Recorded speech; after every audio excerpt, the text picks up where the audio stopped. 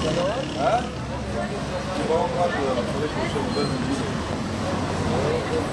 Ha?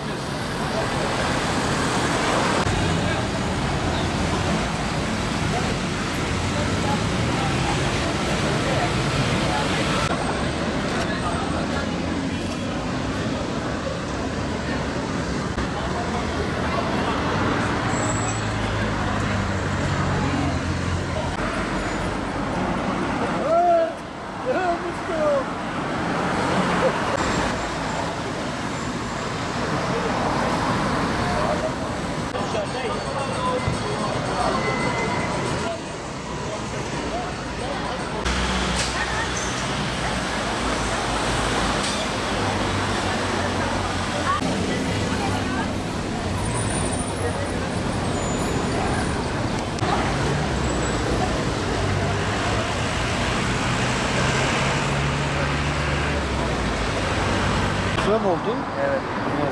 Biraz sallandı, o yüzden hepimiz dışarı çıktık. Depremi biraz şiddetli hissettik. Bina sallandı. Çıktıktan 5 dakika, yani 3-4 dakika biraz sallandı. Şu an çok şükür bir şey yok mesela.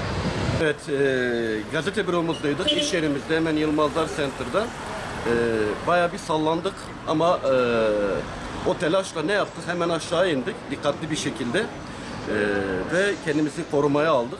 Evet, deprem bölgesindeyiz, Batman'dayız. Allah muhafaza, Rabbim bizleri korusun. Çok şükür şu ana kadar herhangi bir can kaybı haberi gelmedi bize ve bölgemizde de inşallah olmamıştır. Ama şu an depremin ilk dakikaları, herkesi dikkatli olmaya davet ediyorum.